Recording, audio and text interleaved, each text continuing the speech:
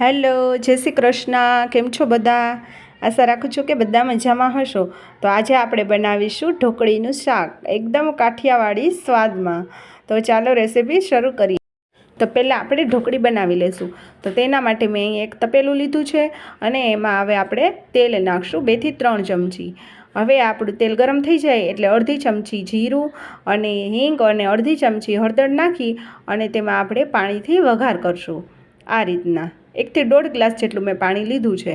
હવે આપણે એમાં ધાણા જીરું પાવડર, સ્વાદ અનુસાર મીઠું અને લાલ મરચું પાવડર એમાં નાખશું અને એકદમ સરસ હલાવી લઈશું. હવે પાણી એકદમ સરસ ઉકળી જાય એટલે અહીંયા મેં ચાળી અને ચણાનો લોટ લીધો છે 1.5 વાટકી જેટલો. હવે આપણે એમાં નાખી દઈશું અને એકદમ સરસ રીતના આ રીતના હલાવતા જશું વેલણ વડે.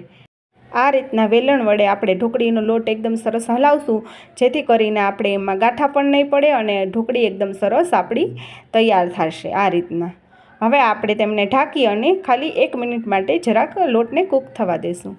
આ રીતનો લોટ કૂક થઈ જાય એટલે આપણે થાળીમાં તેલ લગાવી અને આપણે ઢોકળી એકદમ સરસ રીતના સેટ કરી લઈશું. વાટકી વડે આવી રીતના એકદમ સરસ દબાવી અને ઢોકળીને આપણે સેટ કરી લઈશું અને આ પ્રોસેસ જરાક થોડીક જલ્દી કરવી પડશે.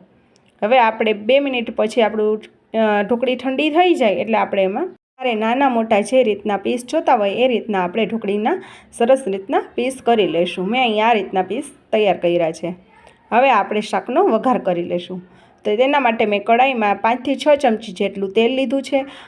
તેલ ગરમ થાય એટલે રાઈ જીરું, હિંગ, મીઠો લીમડો, આદુ મરચાંની પેસ્ટ નાખી અને આપણે એનો વઘાર કરી લઈશું. હવે સમારેલી ડુંગળી નાખશું અને ડુંગળી થોડીક સરસ સતળાઈ જાય એટલે આપણે તેમાં સમારેલા ટમેટાં નાખશું. આ રીતના હવે ટમેટાં જલ્દી સતળાઈ જાય એના માટે આપણે સ્વાદ અનુસાર મીઠું નાખશું, થોડીક હળદર નાખશું અને બરાબર મિક્સ કરી અને ઢાંકી અને 1 મિનિટ માટે ડુંગળી અને ટમેટાને કૂક થવા દઈશું. આ રીતના પછી 1 મિનિટ પછી ટમેટાં અને ડુંગળી કૂક થઈ જાય એટલે આપણે એમાં મસાલા કરી લઈશું.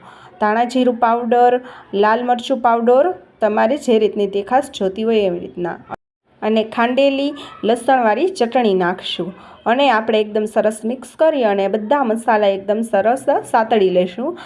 હવે શાકમાં રસો કરવા માટે અને ખટાશ માટે મેં અહીંયા છાશ લીધી છે.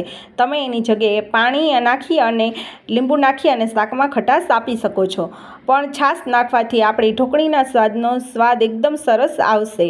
હવે આપણે જે તપેલામાં ઢોકળી બનાવી હતી તેમાં મેં છાશ નાખી છે, જેથી કરીને જે લોટ ચોઈટો હોય તે આપણે છાશમાં એકદમ સરસ પલળી જશે અને આપણો રસો પણ એકદમ સરસ ઘાટો થશે. હવે આપણે 2 મિનિટ માટે ઢાંકી અને આપણે એને રહેવા દઈશું, જેથી કરીને આપણો એકદમ સરસ રસો ઉકળી જાય અને એકદમ સરસ ઘટ બની જાય. હવે આપણે તેમાં ઢોકળી નાખી દઈશું આ રીતના અને ફરી પાછું આપણે એમને મિક્સ કરી ઢાંકી અને એકદમ સરસ 2 મિનિટ માટે એમને રહેવા દઈશું, જેથી કરીને એકદમ રસો ઘટ થઈ જાય અને ઢોકળી પણ એકદમ સરસ રસામાં મિક્સ થઈ જાય. આ રીતના હવે આપણે છેલ્લે ગરમ મસાલો નાખશું અને એકદમ સરસ મિક્સ કરી લઈશું. હવે તમે જોઈ શકો છો આપણું શાક એકદમ સરસ તૈયાર થઈ ગયું છે, એકદમ સરસ ઘટ રસા સાથે. તો આપણે શાકને સર્વ કરી લઈએ.